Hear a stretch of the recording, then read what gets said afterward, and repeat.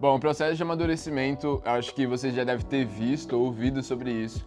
Não é através da idade, porque existem muitos velhos, muitos senhores já, cara, que não são pessoas maduras, né? São pessoas ainda com mentalidade de criança, mentalidade de jovem. Então, o amadurecimento vem através do acúmulo de batalhas vencidas e também através de convivência com pessoas que são melhores do que você. Vamos por partes. Acúmulo de batalhas vencidas. Eu já disse aqui nesse canal que, acho que no vídeo anterior, nós somos forjados em mares traiçoeiros.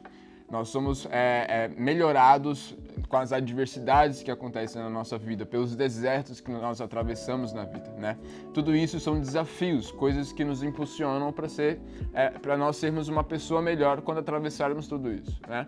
E a segunda coisa, acho que é o melhor, né? O mais fácil, o menos dolorido, que é você conviver com pessoas que já são maduras, né?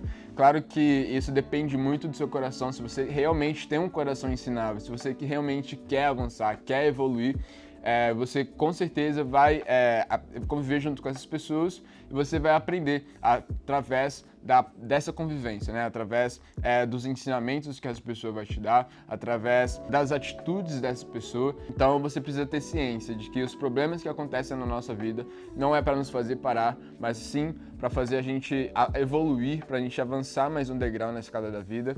E as convivências com pessoas melhores do que você traz essa maturidade, né?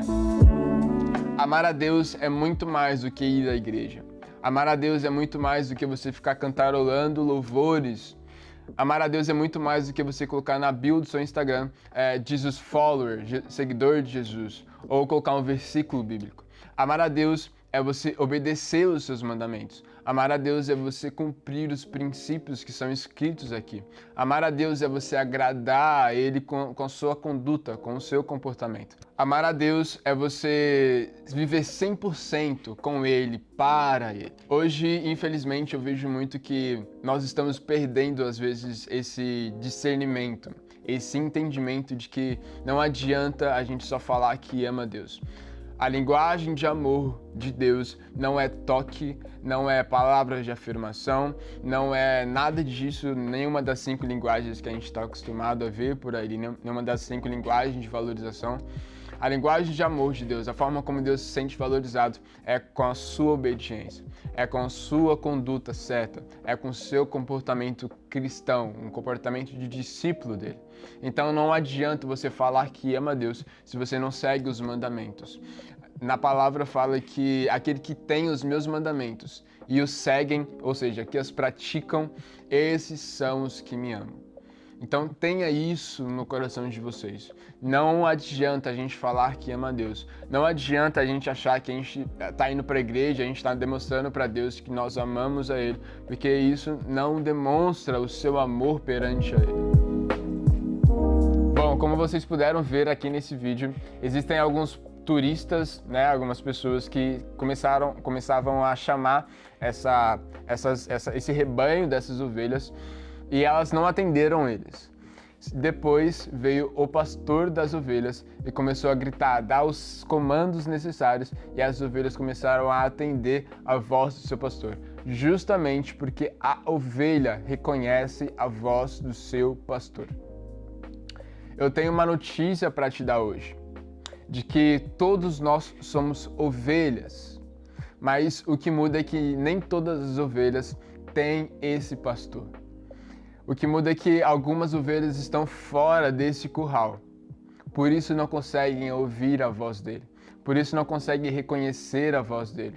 O que muda é que muitas ovelhas não estão habituadas a ouvir o comando do seu pastor, não estão habituadas a ouvir a voz, o timbre da voz do seu pastor, e por isso não conseguem reconhecer a voz dele. Por isso não conseguem reconhecer a voz de Deus. Então não basta você só ser ovelha.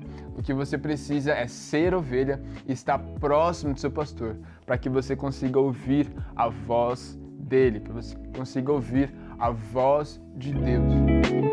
Como saber se Deus me perdoou? Deus, eu olho acho que hoje em dia a gente tem uma visão de Deus totalmente carrasca, né? Mas a gente tem que olhar para Deus como nosso pai, né? Por mais que o filho apronte, por mais que o filho cometa coisas, cara, que não são legais, por mais que o filho desagrade os pais, os filhos são filhos ainda. E o pai não consegue ficar com aquela raiva possessiva durante muito tempo, né? Então, o pai sempre vai perdoar o filho, desde que o filho sempre se arrependa, né? Eu já falei aqui, eu falo constantemente nas lives, nos conteúdos lá do Agape, que o grande problema não é você errar de fato. O grande problema é você não se arrepender daquilo que você errou. Então, por mais que você errou, por mais que você erre, você deve sempre se arrepender. E se você se arrepender, certamente Deus vai te perdoar, tá? Então, coloque isso dentro do seu coração. Se você cometeu um pecado, você deve se arrepender e nunca mais voltar nisso, tá?